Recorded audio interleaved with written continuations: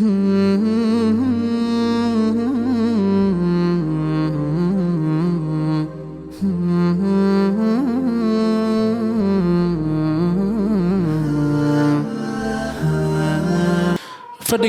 iyo jalsadeena maanta aan rajaynayo insha Allah mawla jalasaadka iyo fadhiyaalka ugu qiimo badan ee la soo xaadiro inay ka mid tahay inaan ugu yeedhnay waxay daaran tahay ama ay tahay inaan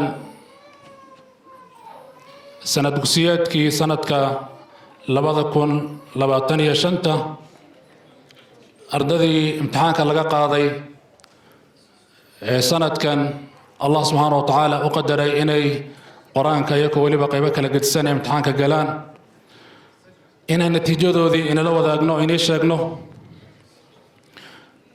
أرددي قرآن كدما يسي سنة كان قرآن الله سبحانه وتعالى ويسيري دمي يكن إنان أبال مرنو وشهدوين كي قدون سينو بجلسة إنه إدارة تهاي أما يكسب سنتهاي marka mar labaad waan iimaad celinaya waxaan ilaahay soo dhawaada ilaahay subhanahu wa ta'ala ayna barakeeyo barnaamijku waxay noo daadihin doona oo isla qaybsan doona Sheekh Shariif Abu Karafe oo garanaysan oo in badan ilaahay subhanahu wa ta'ala barakeeyo in laga qayb qaatay xiritaanka madrasada iyo imtixaanka qaaditaankiisa iyo Shuraym Hassan Hussein ba isla daadihin doona barnaamijka insha Allah mawla waxaan rabaa marka inaan u yeedho ardayga ugu horeeyo oo quraan ugu furfuri doona Imraan Ahmed Awaale baan rabaa inuu meeshan imaado insha Allah mawla aayaad buu ugu furfuri doona kitaabka Allah subhanahu wa ta'ala wax lagu furfurto lagu bilowdo jalasaadka iyo fadhiyaalkana kalaamka Allah subhanahu wa ta'ala oo awleysan Imraan soo dhawow والذين يبيتون لربهم سجدا وقياما والذين يقولون ربنا اصرف عنا عذاب جهنم إن عذابها كان غراما إنها ساءت مستقرا ومقاما والذين إذا أنفقوا لم يسرفوا ولم يقتروا وكان بين ذلك قواما والذين لا يدعون مع الله إلها آخر ولا يقتلون النفس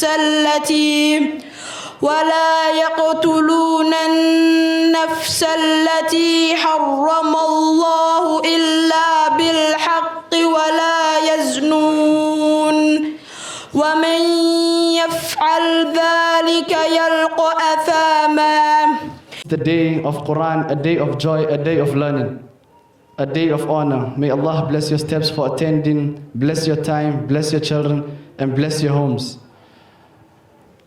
Firstly, I would like to call Arab, who's going to read for us a kalim to tarhib. Welcome.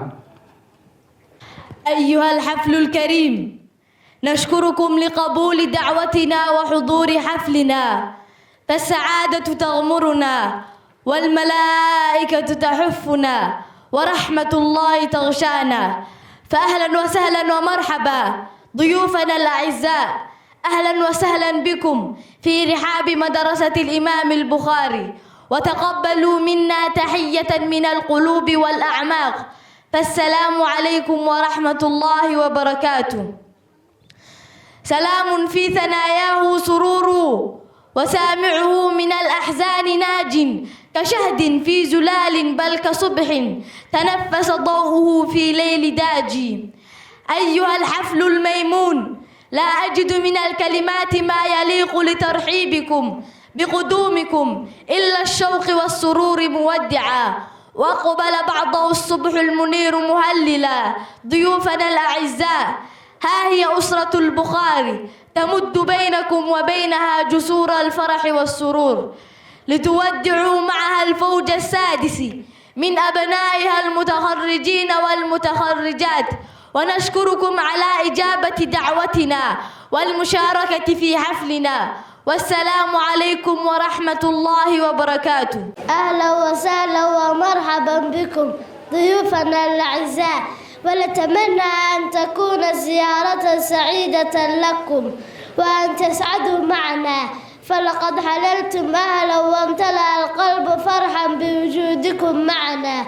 وأقول لكم السلام عليكم ورحمة الله وبركاته. أريد أن أقدم إليكم أسئلة واجبة عن الفقه. سؤال: ما الطهارة؟ جواب: هي رفع الحدث وإزالة الخبث. سؤال: ما وسائل الطهارة؟ جواب: هي الماء أو التراب أو الحجر أو اللبغ. سؤال: كيف نطهر النجاسات؟ جواب: بإزالتها وغسلها بالماء. It is an honor, a true honor to carry the Quran with you, and you have to realize that most people in the world are not blessed and not as blessed as you are. So be thankful to Allah subhanahu wa ta'ala all the time. Be thankful to your parents, make dua for them. Be thankful to your ma'alimeen, keep them in your du'as till the day you die inshallah ta'ala. And most importantly, pass on the knowledge of the Quran. Pass it on. If you are ma'alim, you're going to pass it on to the other students. You may pass it on to your children bi'idhnillahi ta'ala. نقدمكم القصيدة اللامية لشيخ الإسلام ابن تيمية رحمه الله. يا سائلي عن مذهبي وعقيدتي، رزق الهدى من للهداية يسأل. اسمع كلام محقق في قوله، لا ينثني عنه ولا يتبدل. حب الصحابة كلهم لي مذهب، ومودة القربى بها توصل. والدك ugu horeeya waa Saxardiid Cabdullaahi. soo dhow. بسم الله الرحمن الرحيم. الحمد لله رب العالمين والصلاة والسلام على رسول الله صلى الله عليه وسلم. waxaan u mahad celinayaa dadka xuduurta ah, odayaasha, culummada, maamulka masaajidka iyo madrasada, waalidiinta ayaan u mahad celinayaa. waxaan ku faraxsanahay anoo ku hadlaya magaca waalidka. waxaan ku faraxsanahay haddaan waalidiinta nahay xafladan quruxda badan ilaahay subxaana wa tacaala kitaabkiisa lagu weyneynayo, caruurtan quruxda badan ee qur-aanka ilaahay dhammaysay ayaan u mahad celinayaa. ayaganoo maaragtay aan u tahaniyadaynayaa. hani allakum baan leeyahay. waxaa kaloo maaragtay aanu haniyeynayaa macallimiintii iyo maamulka masaajidka imaam bukhaari oo ku bixiyey wakhtiga faraha badan iyo sida ay u soo agaasimeen ayaan iyagana u mahad celinayaa. سؤال: كم مرة ورد اسم محمد صلى الله عليه وسلم في القرآن الكريم؟ جواب: ورد فيه 4 مرات. سؤال: من أول امرأة تزوجها النبي صلى الله عليه وسلم؟ جواب: خديجة بنت خويلد. سؤال: ما اسم والدي ومتى توفي؟ جواب: اسمه عبد الله بن عبد المطلب، توفي ورسول الله في بطن أمه.